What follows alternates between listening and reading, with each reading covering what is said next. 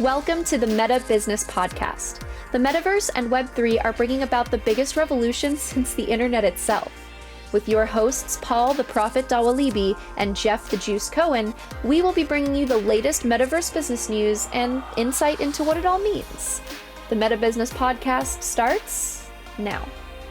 From the boardroom to the metaverse, this is the Meta Business Podcast. I am Paul Dawalibi. I'm joined today by my friend and co-host, Jeff the Juice Cohen.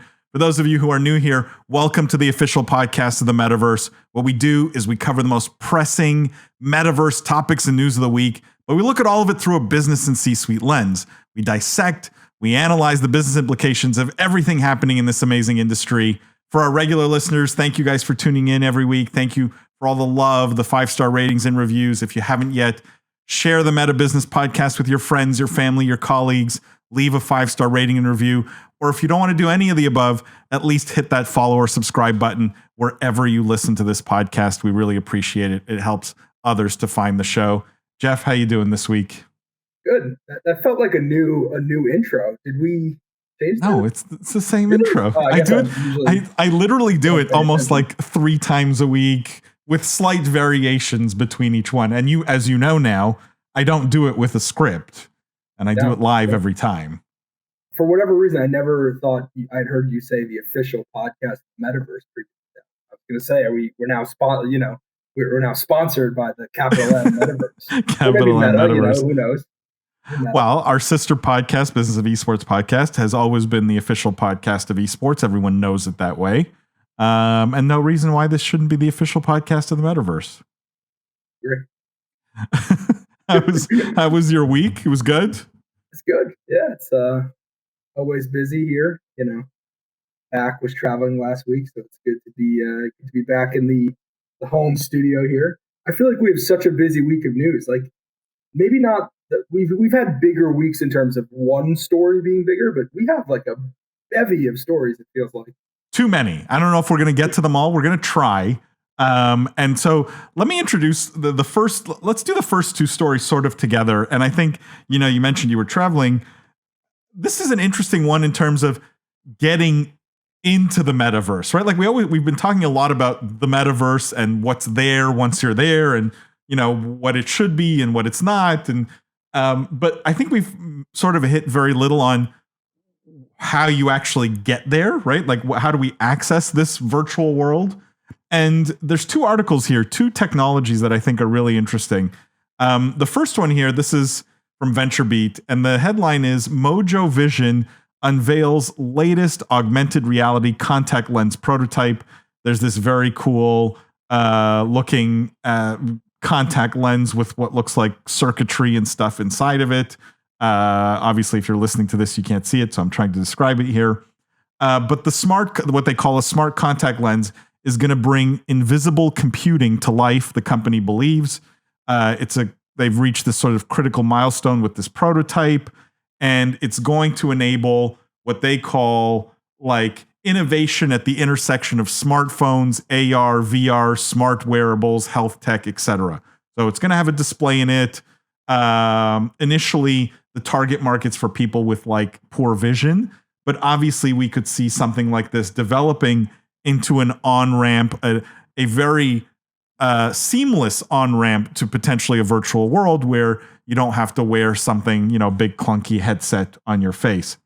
I will put this next to the next story, which is Alibaba in the news, leading a $60 million funding round into AR glasses maker Nreal. And obviously that's going to go towards R&D. They're a Chinese company, or at least I think they're a Canadian company originally, and but they release most of their products in China first. They have 2 products today, the Light or the Air. There's a picture here. They're a little bit clunky. They sort of look like clunky, what do you call those sports glasses? Like Oakley style glasses. And they also think they're going to be building sort of the on-ramps to, great mixed reality experiences with these sort of cool, more seamless looking glasses. Now, like I said, we've spent a lot of time talking about the metaverse itself. What do you make of new developments, Jeff, around the on-ramps to the metaverse? And what do you think will win the day? Like if you had a crystal ball here. And I mean, the first one is super exciting. And I wonder, we had talked about a similar company a bunch of episodes back. I wonder if it actually is the same one that was doing kind of wearable, eye technology, although it seemed like they were, way earlier stage. This one, they have a prototype. So that would be very curious to actually try and see what, whether the reality is kind of as much as it's sold. The one thing I thought was funny, just as a little bit of an aside, you said the target market was to start with people with bad vision. Yeah. This feels like a massively small, vision, pun intended, when you're thinking about what they're going after, creating the metaverse, wearable technology, and then it's like, oh, actually, it's just a contact lens. So that just felt funny to me there. But this one is super interesting. I think we've gone back and forth on this podcast, and I know a lot of kind of thought leaders around the metaverse have gone back and forth whether the metaverse needs to be VR, whether it will be us wearing some sort of wearable, like how we will enter the metaverse, if you will. And I've gone back and forth, personally as well. I do think, for us to get to like the capital T, capital M metaverse that we always sort of talk about, I do think it's going to have to be some sort of virtual reality. You're going to have physical presence in a virtual world. And I'm not sure that you can get that with the current platforms that we have, the Robloxes, Fortnites of the world. I mean, I don't know if you disagree with that. Obviously, like the closest we come today are the good VR headsets, right? And let's put aside other senses, right? Like let's put aside smell and taste and like movement and, like sensation in your body, because that's solved by other hardware, right? Potentially. So like park that for the moment. How do we solve like making your vision and what you're seeing immersive to the point where you forget potentially you're in a virtual world, or you can spend most of your awake life in the virtual world, right? The closest we come today are these VR headsets. But my question is, how immersive and invasive do the hardware solutions become over time, and what is the end game, right? Because I can see the current crop of VR headsets getting thinner and lighter, right? And maybe that starts to look and feel more like an Nreal pair of glasses, right? Where you can't really tell you're wearing anything other than maybe a slightly thicker pair of sunglasses, right? That I could see it as a potential end game. But I could be convinced that a contact lens with a whole bunch of intelligence inside of it, and a microprocessor and battery and screen and like all the things that Mojo is putting in this contact lens, I could see that as a potential end game. I think the ultimate end game, and it's not clear if we get to this by choice or otherwise, is an implant, right? Because the fastest way to immerse all your senses, not just your vision, is to just control the electrical signals going to your brain. And that solves for potentially smell and other things as well. I don't know. I don't know if there's a point where society sort of pushes back and says that's too far, or if we're just seeing sort of this evolution happen over time, VR headsets, contact lenses, eventually implants. I don't know. I'm curious where you think implants, it ends. I mean, implants is interesting. I think if we're talking, 30 years, 50 years, then I could see that. There's always, with any of these things, clearly going to be an adoption curve. Do I see people implanting themselves with these sort of VR devices and entering the metaverse anytime really soon? No.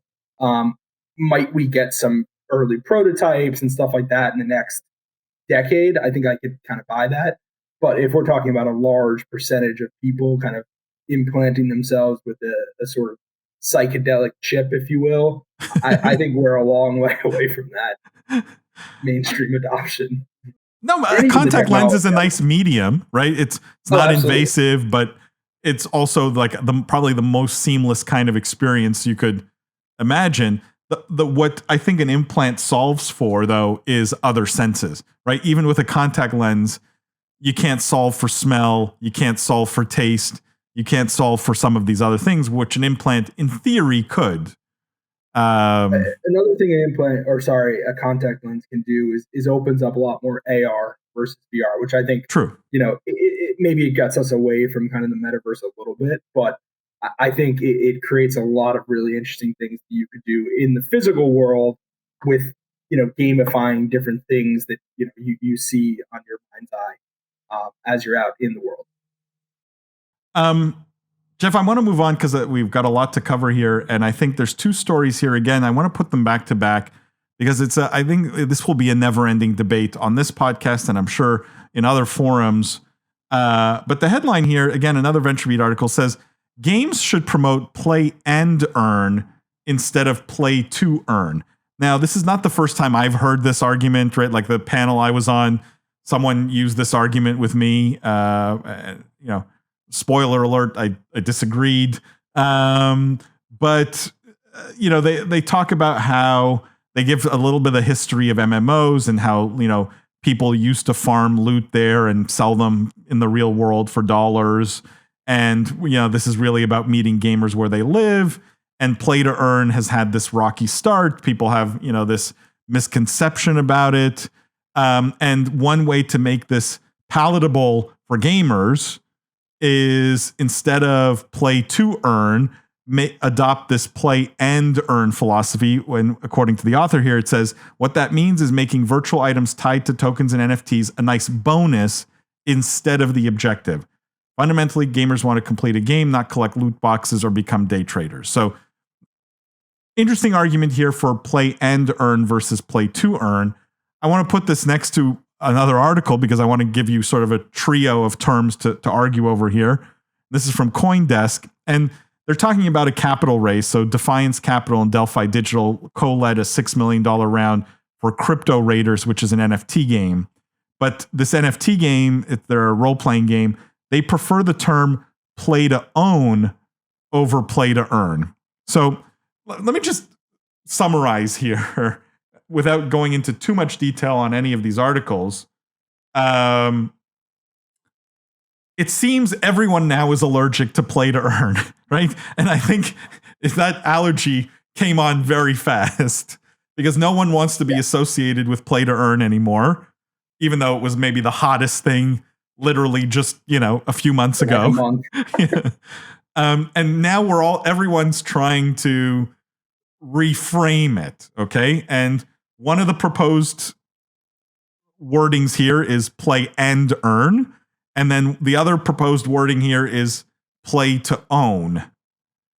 I'm not sure if play and earn or play to own are drastically different, but curious your thoughts on these three kind of. I have some thoughts on this because I actually, and I'm 99% sure that the makers of this Crypto Raiders game did not read my LinkedIn post a month ago and copy me. But if they did, I'd be super honored because I wrote this on LinkedIn a month ago, and I think you actually had the exact same take. I frankly probably copied you because you're much smarter than I am. But I'll read what it said. The Web3 gaming ecosystem is losing the PR battle with traditional gamers. I've seen a lot of takes about play to earn versus play and earn. In my opinion, this distinction isn't the problem. The problem is the focus on earning. Earning creates a connotation that the gamer is working, doing a job. I think the space would be well served to focus on ownership rather than earning potential. Blockchain gaming enables players to have real ownership over the in-game items they purchase. The current focus on earning creates a bad taste in gamers' mouths and invites needless speculation. This is unsustainable. Let's move to play and own. I kind of pretty much nailed it. I mean, I still agree. I was with you 80% of the way.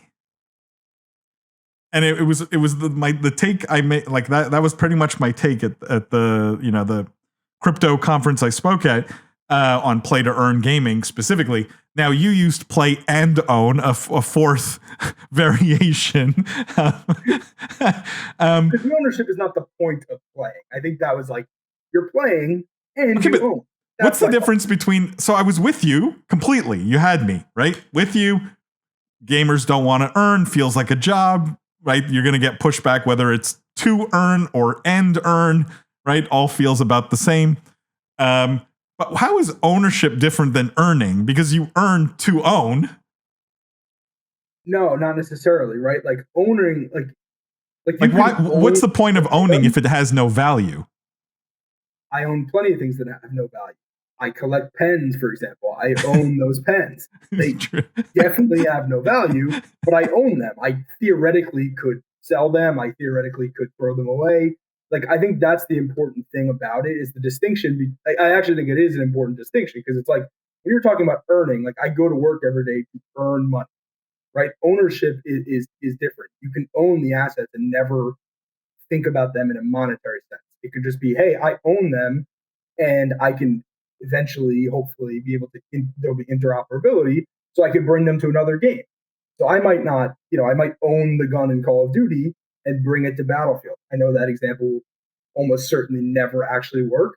But hypothetically, I never have to sell that gun. It's just that I own it and I can bring it to the next game.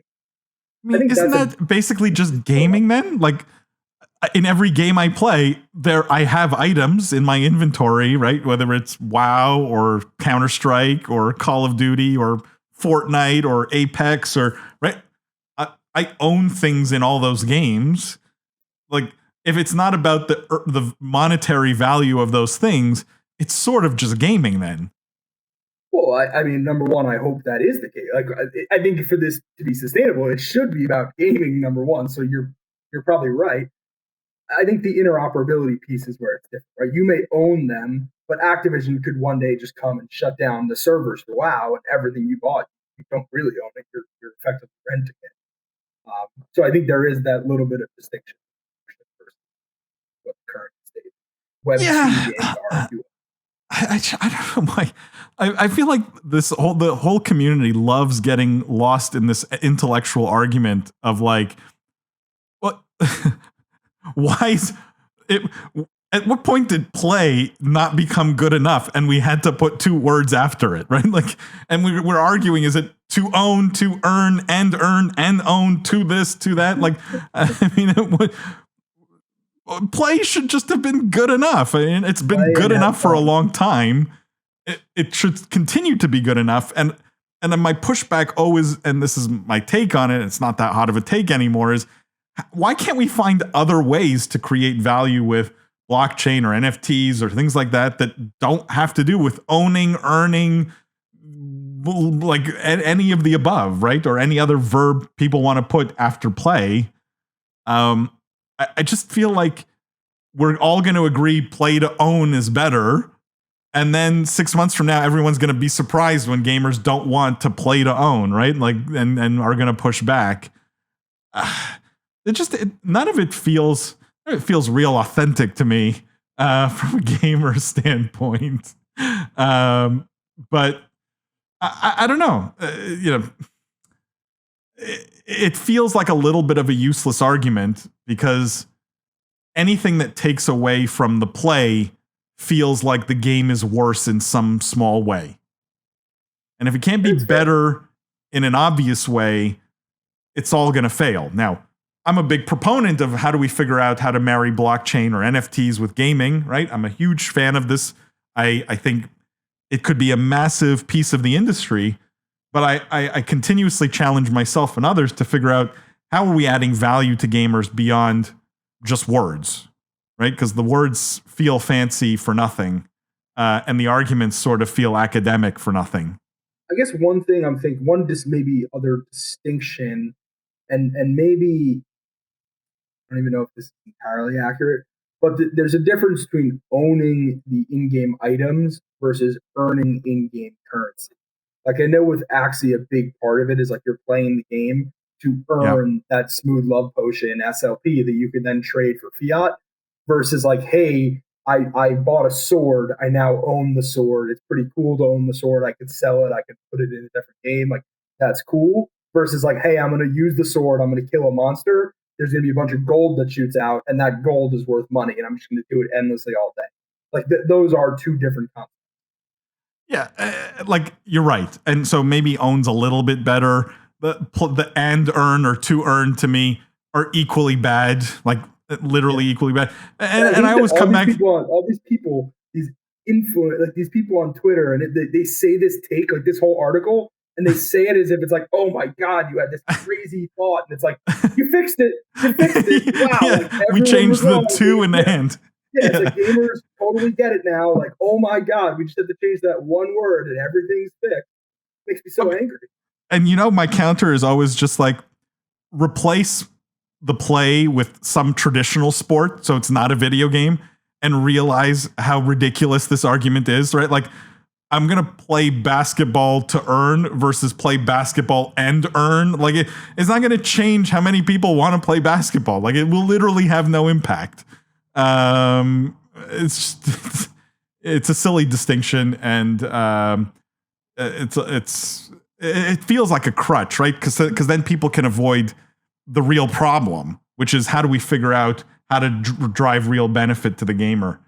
You mentioned Axie Infinity, Jeff, and I think it's a great segue to the next story. Axie Infinity in the news, and maybe this is the biggest crypto, NFT, Metaverse, Web3 story this week.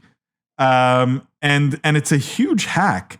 This is, again, VentureBeat. And the article, the headline is, hackers steal $620 million in Ethereum and dollars from Axie Infinity maker Sky Mavis's Ronin network. Now, without getting too much into the details here, I'll just give you the high level. They stole 173,600 Ethereum worth $594 million. And 25.5 million US dollars, so for a total of 620 million. What was hacked was their layer 2 network called the Ronin network, and basically they were able to take control. There's 9 nodes that control this network, and they were able to take control of a majority of them, which gave them control of the whole network. So 5 of the nodes essentially were compromised out of the 9, and that allowed the hackers to take control of the network and to fake essentially transactions. So have transactions executed on the network that were not authorized, obviously. So huge hack, huge amount of dollars stolen.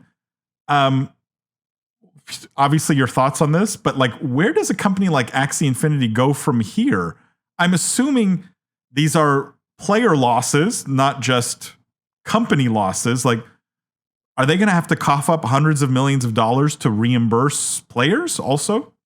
I don't know. I mean, it's very interesting, and it really there's so much here, like at the intersection of gaming and crypto, and some of it I don't even know if I'm necessarily qualified to even get in depth into. Like, for example, to answer your last question, I don't know if it's player losses or if it's I know there is a governance token, right? So the players of the game can earn this, I think it's ROS, the Ronin token.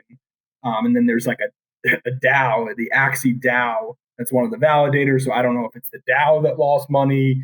I don't know if it's the company's governance tokens, which are partially owned by Sky Mavis, the company that owns Axie Infinity, and partially by the community. We're pulling up another article here. So for people who are watching, it looks like the Ronin governance token, so RON, was down 40%, on this news. So obviously that's a massive hit. I think the biggest takeaway for me, it's a disaster for Sky Mavis. I mean, they've already been facing, I would say, a lot of criticism around Axie. Axie, if we rewind to kind of like over the last summer, I think was sort of the belle of the ball because it was kind of the first play to earn game that really went, I use mainstream with kind of quotes because it didn't really go mainstream. It was not mainstream, but first one that people hit some kind of significant player base. Yes, exactly. Yeah. But then I think people pretty quickly recognized a lot of the inherent flaws in the model and how it, kind of relied on a little bit of a Ponzi mechanic and sort of like it wasn't really sustainable. So it's taken a fair amount of heat, and they've had some changes that they're looking to make to get away from that. But I think a big part of the reason why Sky Mavis was able to raise so much money was this Ronin chain, and kind of I think Ronin has a wallet as well. And it was a little bit how when people talk about Epic and Fortnite, they're like, well, Fortnite may be declining, but like investors are buying Epic because of the Unreal Engine or the store.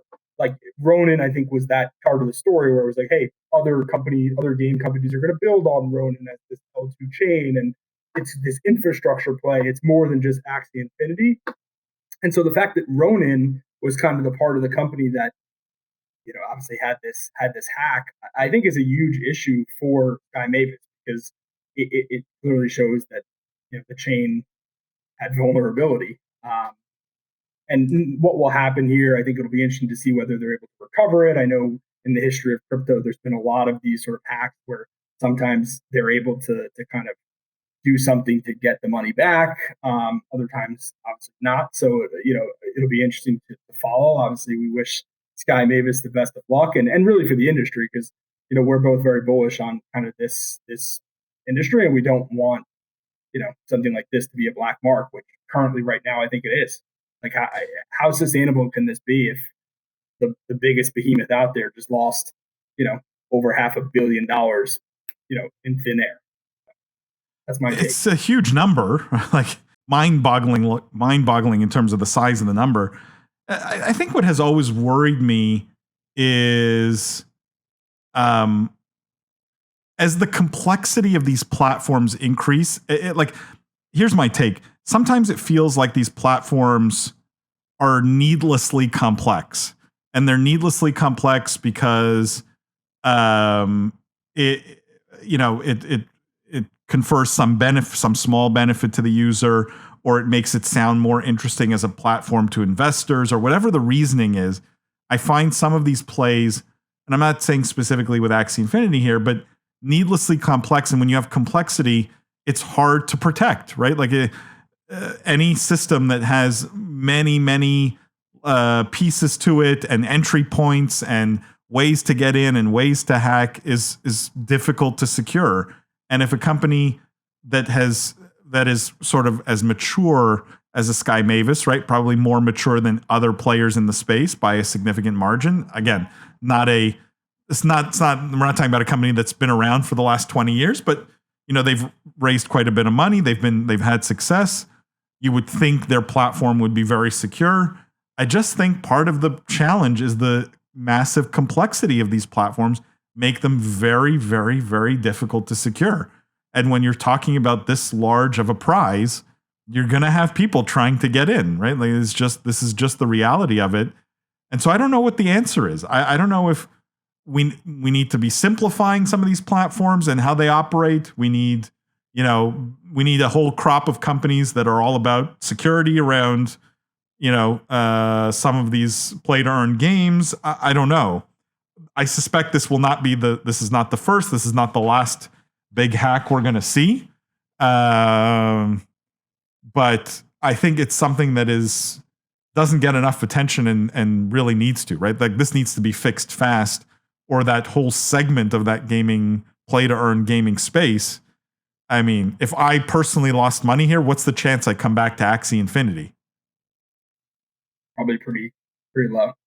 Probably pretty low. I think this gets to the heart of one of the, I think the term for it is the Blockchain Trilemma, and it's basically this concept of, there's three things. You have decentralization, scalability, and security, and you can really pick two of the three.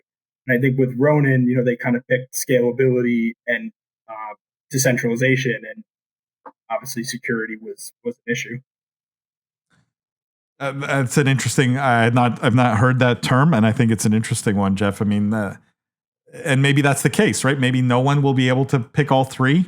I can guarantee more will be picking security after news stories like that. Let's move on. This last story I think is super interesting. It's a topic we've touched on before, but the take here and the article here was particularly interesting. And the headline is, I went to Fashion Week in the Metaverse. Now, it's a long article. I'm not going to recap everything. But they talk about, the Metaverse in general. They talk about some of the stores they went to, like Dolce & Gabbana in Decentraland. They talk about, how they entered the Metaverse. Although this author, she says she was using her decade-old MacBook Air, which I probably could have advised was the wrong piece of hardware to be doing this to begin with. Making her avatar, the problems with the graphics, an after party that she went to, some of the stores in the luxury district in Decentraland. Inside some of the stores, there's some images here. But in general, talked about her experience going to Fashion Week and her experience interacting with both the events and the static, call it, presence that many brands now have in Decentraland specifically.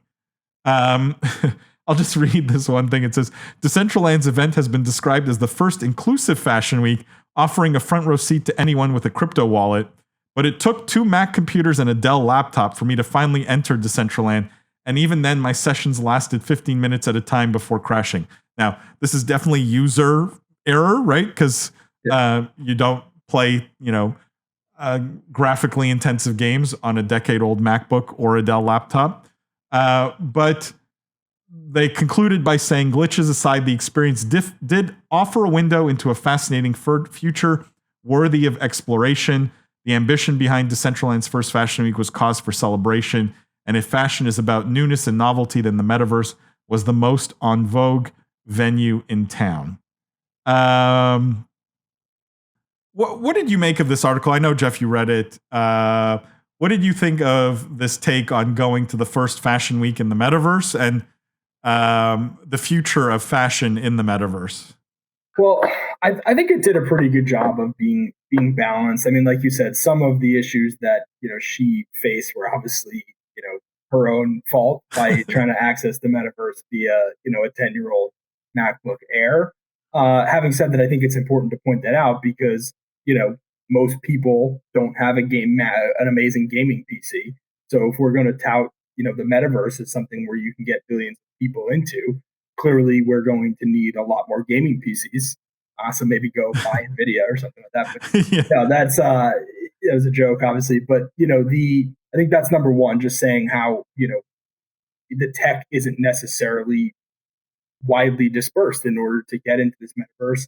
Also, some of the pictures in the article, for people who are watching this and not listening to this, it's not that impressive. The graphics, Decentraland's graphics just aren't very good. It's not like HD stuff. It's more like Robloxy kind of like block graphics. It also just looks very sparse. Like there's not a ton of people. It's looks sparsely attended. So obviously that's kind of a little bit of a black mark. I think in general, though, I love this idea. I think we had talked about it a couple months back when this was first announced. We were both fairly bullish on this, and I like the idea of fashion in the virtual world. I think it's one of those things, along with gaming, that just like they will be parts of the Metaverse very clearly. So I'm pretty bullish on that, and I'd like hopefully this continues and we see more of these and continues to grow in terms of people and interest. I didn't see that many art, besides the fact that we do this podcast and I literally Google every week articles in the Metaverse. I didn't see this pierce kind of the more of the consciousness of the mainstream. Like I didn't see on the Today Show or on CNBC or other outlets like talking about this, which I would have liked to have seen a little more mainstream coverage. I mean, that piece is an interesting insight, interesting thought. I'm maybe not too surprised by that. Like here's my tinfoil hat theory on that one, it's like, this is in some ways a threat to real fashion weeks, right? Like New York Fashion Week or Paris Fashion Week or any of the big sort of global in the sense that those are pretty, like, for anyone who's been to a show or like a big show, right? For a big designer at any one of those fashion weeks, it's a pretty closed world, right? For the most part, they're invite only. You either have to be a tremendous customer of the brand or from the industry or a buyer or media from the industry, right? Like it's a very closed off world. Just loving fashion and being interested in fashion, like you're never going to be invited to Elie Saab's, runway show in Paris. That's just not going to happen. And so I love this accessibility argument, and I love sort of being able to bring that Fashion Week experience to potentially millions, billions of other people that would never otherwise get that experience. And I think that's special. The author does make a good point that you need a gaming PC. Now, having said that, her phone was probably a way better piece of hardware to do this than her 10-year-old MacBook Air, and probably could have rendered these graphics a lot better. But like, it's hard not to be a fan, right? And not to like the fact that what I would consider, like, you know, there's an image here of the Elie Saab store in Decentraland. Elie Saab like spent like 50 million plus building a store on Madison Avenue, New York, right? This probably cost a fraction of that. What is the long-term value of a presence like this, assuming these platforms really take off in a big way? My guess is the ROI here is probably considerably higher, right? If you look at a 5 or 10 year kind of timeline. And so you have to appreciate that brands that maybe aren't the most tech savvy in the world to begin with have taken a pretty big leap here into the unknown. And I think long term it's going to pay off. I do believe.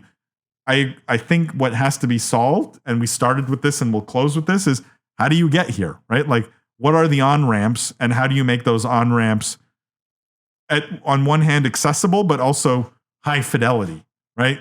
Because if you look at her photos, this is not high fidelity, high fashion worthy graphics. Let's put it that way. But I'm less worried about the technology problems. I think solving the adoption problem is the bigger one. And the fact that most of the brands are here says something.